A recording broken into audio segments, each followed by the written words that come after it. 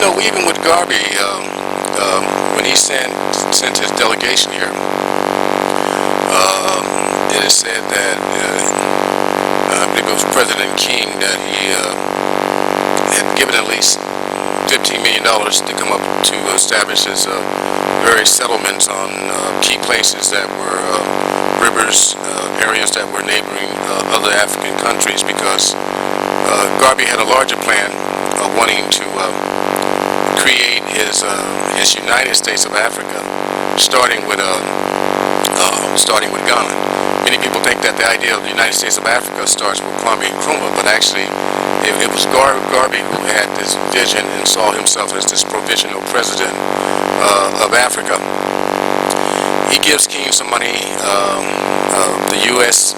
sends Du Bois, of all people, who is a Pan-Africanist, to come, I think it was in 1921, and met with the president, and he was given a special title as envoy extraordinaire or something like that.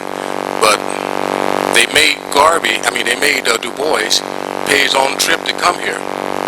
But he had so much hatred towards Garvey that he paid. But I think, even though they were both Pan-Africanists, the issue and the problem that Du Bois had with Garvey was this color issue. You know, light versus dark, which had been a serious issue in terms of colorism in America, and how black people have discriminated against each other on the basis of color. Light against the dark, dark against the light, and so forth.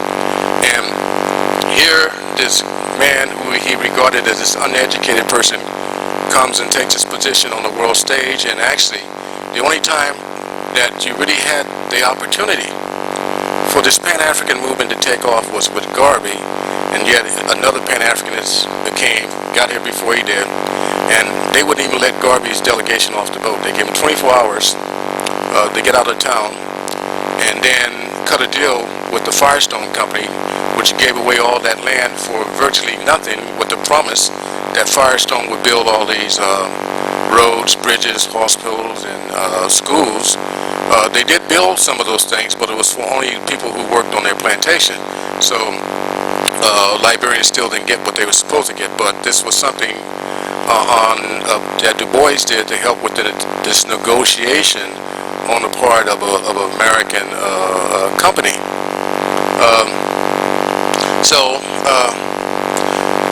I think in terms of the Pan-African issue,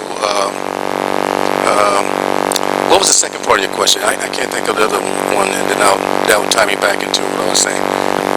You asked a question about Pan-Africanism, and what's the other part? Yeah, what may have inhibited free slaves from coming down to Africa in mass? In mass? Considering that maybe there were structural problems they had.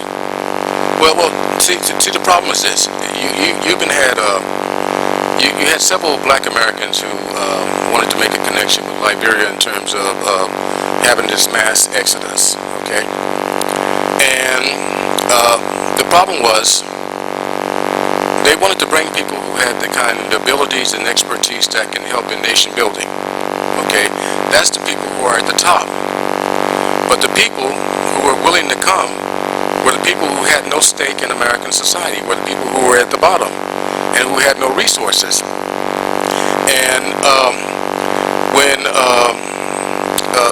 Bishop Henry McNeill Turner tried to get this massive immigration going on with blacks coming back to Liberia, he targeted that class. That class was not willing to go anywhere, because that class of black people were doing well in America.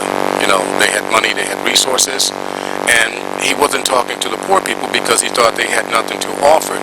So in many cases, the people who are trying to organize the Back to Africa movement, they're talking to the wrong people.